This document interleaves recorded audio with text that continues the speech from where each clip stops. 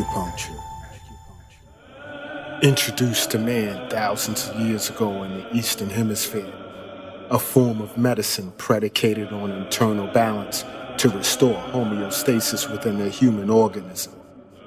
In early times, nature introduced to man the understanding of yin and yang. From this unification of yin and yang came the sounds of the first human heartbeat.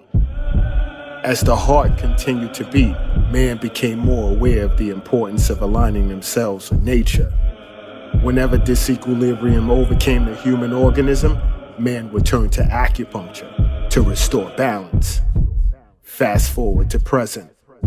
East meets West, and forth comes the advent of integrative acupuncture. Uniting the forces of Western medicine with Eastern medicine, here I stand. Just as it shall become yours, acupuncture has become my life. Let us begin. Hello everyone, and welcome back to my show. I'm Dr. Lott, your host and educator from Acupuncture is My Life.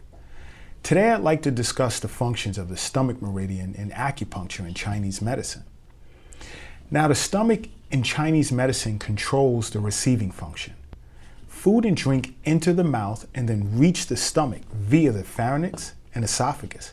Therefore, the stomach receives food and drink and it keeps them down. Receiving here does not merely indicate the obvious fact that the stomach receives ingested food and drink, but it implies also that the stomach holds these things down as well. Now, the stomach function of receiving also has a relationship to appetite. A good, healthy appetite indicates a strong stomach receiving function. A poor appetite indicates a weak stomach receiving function. And the total absence of an appetite denotes the complete collapse of the stomach receiving function. Now, belching, nausea, and vomiting also indicate a weak stomach receiving function, and stomach chi begins to become rebellious and rebel upwards. Now, the stomach also controls the rotting and ripening of food in Chinese medicine. The stomach transforms ingested food and drink by a process of fermentation. This activity of the stomach prepares the ground for the spleen to separate and extract the refined essence of food. Because of the stomach function of rotting and ripening, the middle burner is often compared to a bubbling cauldron. After transformation in the stomach, food is passed down to the small intestine for further separation and absorption. Now, the stomach's role in transforming food means that the stomach, together with the spleen, is the origin of qi and blood in the body.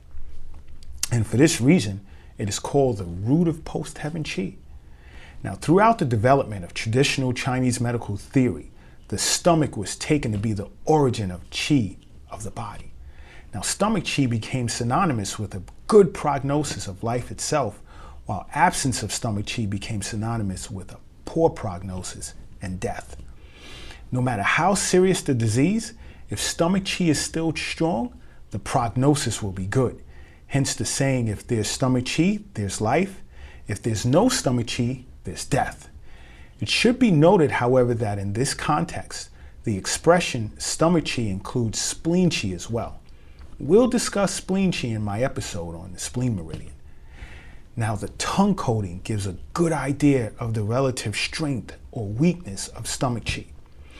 A normal coating derives from the normal functioning of the stomach, and therefore a thin white coating with root reflects a good state of stomach chi.